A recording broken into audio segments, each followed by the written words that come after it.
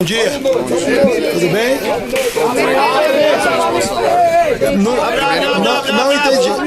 Não entendi. Na verdade, eu vim fazer uma visita ao presidente. Eu não falava com o presidente desde a sua internação. O presidente está se recuperando e falamos um pouco, vim deixar meu abraço de solidariedade e desejar pronta recuperação. Ele me disse que a partir de segunda já vai retornar às suas atividades no Palácio, despachar. E é isso, eu vim fazer uma visita, conversamos um pouco em relação às situações que o país está vivendo, a questão da própria reforma, que estamos todos nós, o Senado, especialmente a Câmara, aguardando o texto principal, o texto verdadeiro que vai ser discutido na Câmara dos Deputados e posteriormente no Senado Federal. Mas foi uma conversa de solidariedade, de dizer que o Senado da República estará à disposição do Brasil e à disposição do governo para debater os temas importantes do nosso país. Não falamos disso, falamos sobre a idade mínima. Ele disse que o parlamento tem autoridade de debater. Eu disse para ele que nós estamos preparados para debater. O Senado está preparado para debater e tirar o convencimento dos parlamentares. E eu acho que essa é a obrigação do parlamento, o Senado discutir, debater e apresentar, ouvindo a sociedade democraticamente, uma proposta para o Brasil. E a cidade mínima apresentada, presidente, ela passa no Congresso, na sua avaliação? É boa? Eu acho que vai debater, não é? Eu acho que está aí, está apresentada agora, enfim, se saiu uma decisão do governo, o governo tomou a sua decisão. Agora o Congresso, soberanamente, ouvindo a sociedade, vai tomar a sua decisão. Você tem algumas propostas pelo Senado? Assim, de o texto já chegar no Senado, uma previsão de aprovação ali ainda no primeiro semestre deste ano? Não, eu tenho no Senado conversado com os líderes partidários em relação, e falei isso para vocês desde o começo, que o Senado pode dar uma contribuição muito grande se ele puder estar discutindo, conversando, os líderes partidários, numa interlocução dentro da própria CCJ, com uma subcomissão especial de acompanhamento da reforma da Previdência. Isso está sendo construído para a gente discutir para e passo o que acontece na Câmara dos Deputados. Então eu estou convencido que se a gente fizer isso, a gente vai estar dando, como Senado da República, uma contribuição para o Brasil e para a proposta. E que outros assuntos conversaram? Falaram sobre as coisas atuais? Falamos de vários. Essa crise é do governo, essa crise, o governo tem que dar uma solução. Eu vim trazer a mensagem do Senado em relação à esperança. O Senado nem deve interferir. Isso mas aí é a opinião do deputado Rodrigo Maia. Eu não posso me manifestar sobre a opinião do presidente da Câmara. O senhor teme que eu posso falar. O andamento da... Acho que não. Acho que os parlamentares, eu volto a repetir para vocês, eu estou falando pelo Senado. Eu tenho conversado com muitos senadores desse processo e os senadores têm o sentimento de aguardar a reforma para debater com a sociedade, para votar a reforma. O Senado vai debater e vai votar no tempo certo, na hora certa. Você chegou a pedir à senhora a opinião do senhor sobre a crise, sobre essa questão da idade mínima? Que opinião ele pediu? Não, ele não perguntou sobre isso. Nós falamos, ele falou que foi uma decisão do governo, ele falou que tinha uma discussão em relação a manter a idade de homem e mulher, que foi uma decisão dele fazer essa diferenciação, e o parlamento vai definir, vai decidir, vai deliberar sobre isso. Não falamos sobre isso, conversamos da participação dos senadores e do entusiasmo dos senadores em ajudar o governo. Eu falei para ele que eu achava que tinha que ter um líder do governo, porque a partir de segunda-feira agora o parlamento está funcionando, as comissões estão instaladas e precisava que tivesse um líder do governo. Mas como líder do governo? Não, ele está avaliando vários nomes. Quais são? Não, ele falou para mim que está avaliando vários nomes. Eu não perguntei. Deve definir semana que vem. Não perguntei para ele. O senador Fernando Bezerra o nome dele está sendo cogitado há algum período, assim como o senador Exalci, o próprio senador Roberto Rocha, líder do PSDB também. Dentro do plenário do Senado houve já uma discussão em torno disso. Nem sei se o senador Roberto Rocha quer isso, ele é líder do PSDB, mas eu já ouvi alguns senadores falar da experiência dele. E eu acho que isso é uma decisão do governo. O governo tem que decidir isso aí. Presidente, preocupa as dificuldades no no governo, não estava aliado no Congresso? O Congresso está começando agora. Os parlamentares estão aí, tomaram posse, elegeram seus presidentes. E a partir dessa semana que vem, naturalmente, a articulação da Câmara, que já tem um líder do governo, com a possibilidade de termos na semana que vem o líder do Senado, com certeza vai dar celeridade nessas discussões para a aprovação das votações importantes. Presidente, você que acha dessa investigação em relação à eleição da presidência do Senado? Você acha que já foi passada? Não, isso está na corregedoria, eu já repeti isso por mais de uma dezena de vezes. O corregedor, que é o senador Roberto Rocha, está tendo total liberdade de investigar e de apurar, e logo mais a gente vai ter as informações da corregedoria. Obrigada, presidente. Davi, nossa, honradas de ver o Davi lá na praia. Que orgulho. Também. Isso é pra quem pode. Vão sair na televisão. Um beijo. Bom dia. O cara da caneta, né? A preocupação em ser um processo onde haja esse olhar fraterno para as pessoas vai estar mostrado claramente na forma como vai ser feita a transição, na criação, ou melhor, na separação da previdência da assistência, onde, quando conhecerem os detalhes, que eu não posso revelar ainda, todos vão entender. Mas o presidente Bolsonaro tem uma preocupação muito grande em fazer uma nova previdência que respeite as pessoas. Isso seria antecipar os R$500 aos 55 anos?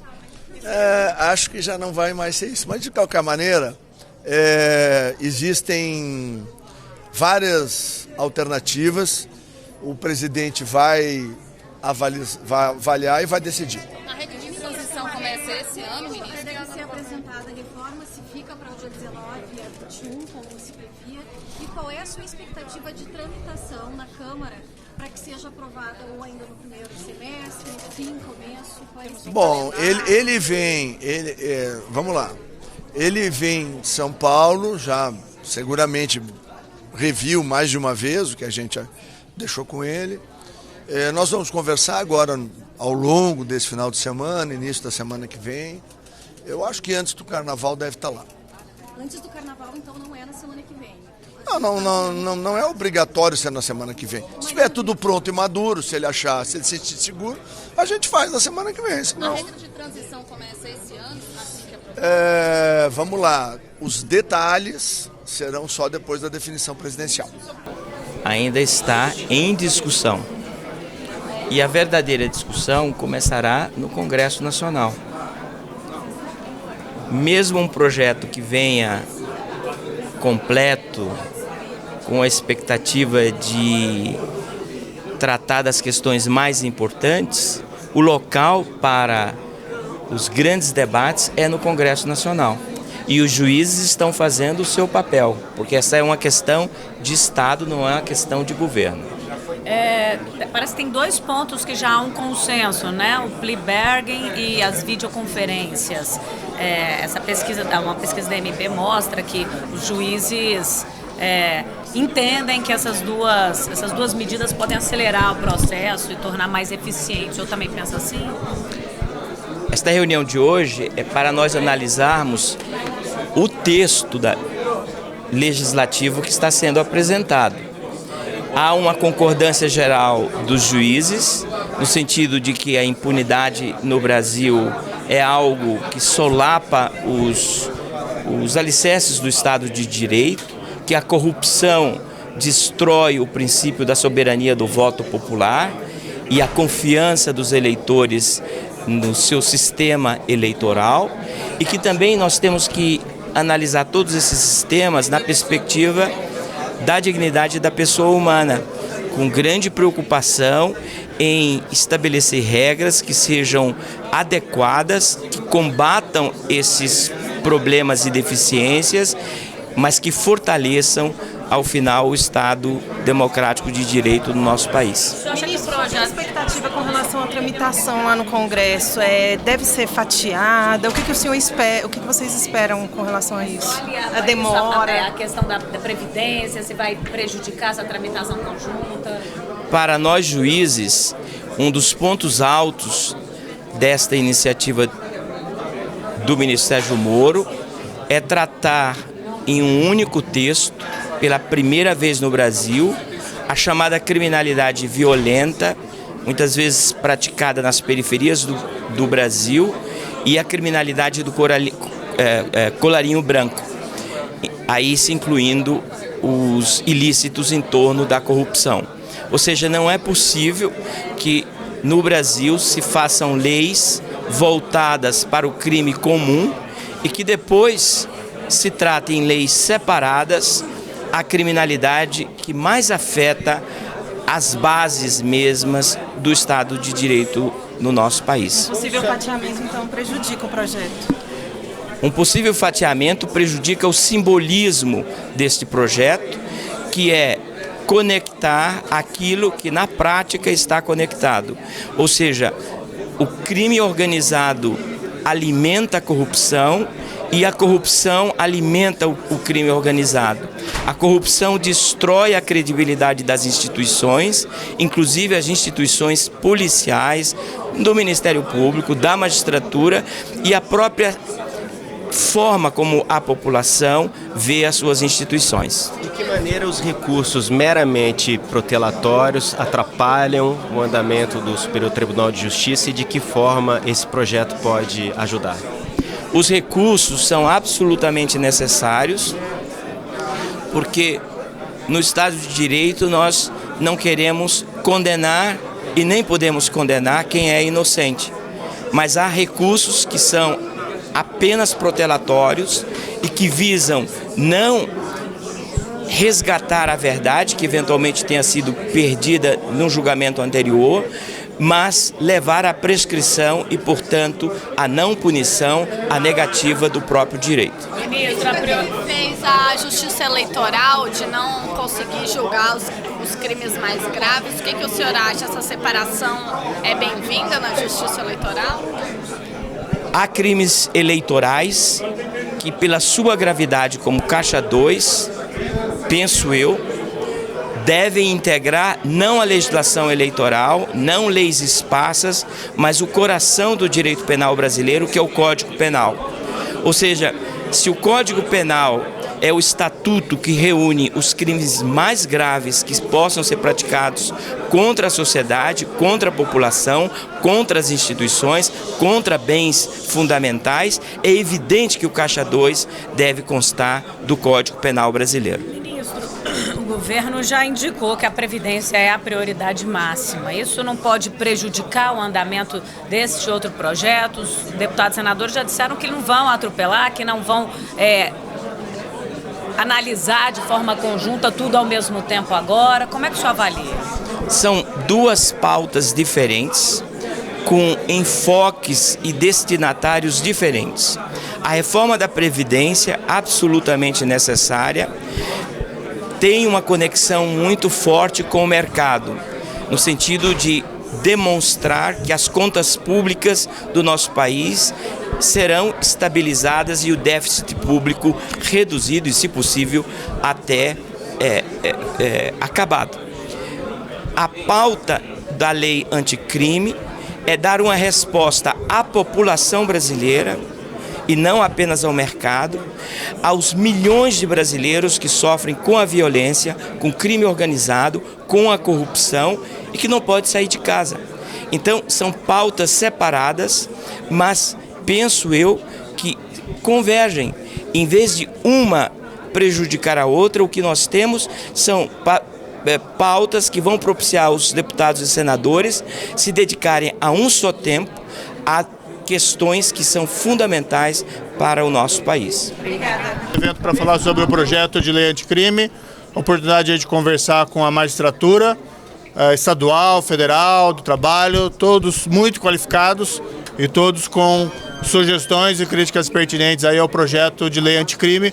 Como eu disse anteriormente, nós estamos abertos a sugestões e críticas. Deve ser apresentado na próxima semana, já que o presidente Jair Bolsonaro se restabeleceu. Certo? Na sua apresentação, o senhor indicou que a condenação em segunda instância pode sofrer uma resistência no Congresso? Não, eu acredito que já houve várias decisões do Supremo no sentido da constitucionalidade.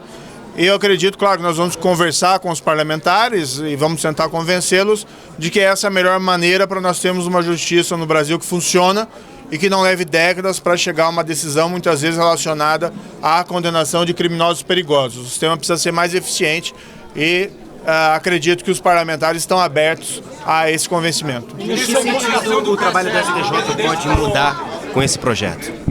O trabalho do STJ? Sim. Como o senhor acha que vai alterar, vai ficar mais fácil para os ministros lidarem com a questão criminal? O Supremo Tribunal de Justiça hoje tem um excesso de processos, não é? Assim como o Supremo Tribunal Federal. Quando se valoriza as decisões das instâncias inferiores, da segunda instância, por exemplo, isso provavelmente vai levar a uma diminuição da carga de processos progressiva do Superior Tribunal de Justiça. Porque o simples fato de recorrer para retardar a efetividade de uma condenação criminal não vai ser mais um fator que conte tanto. Com isso, provavelmente vai haver um desestímulo a recursos de cunho meramente protelatório, que levem a alongar o processo. A última pergunta, porque eu tenho que ir, tá? O presidente Jair Bolsonaro determinou a abertura da investigação. Gostaria de saber se o senhor determinou a abertura da investigação sobre os repasses do PSL a possíveis candidatos laranjas, se o senhor já determinou essa abertura da investigação, quem vai conduzir e o que já foi apurado. O senhor presidente Jair Bolsonaro proferiu uma determinação, a determinação está sendo cumprida. Então os fatos vão ser apurados e eventuais responsabilidades após as investigações vão ser definidas. PCC, ministro!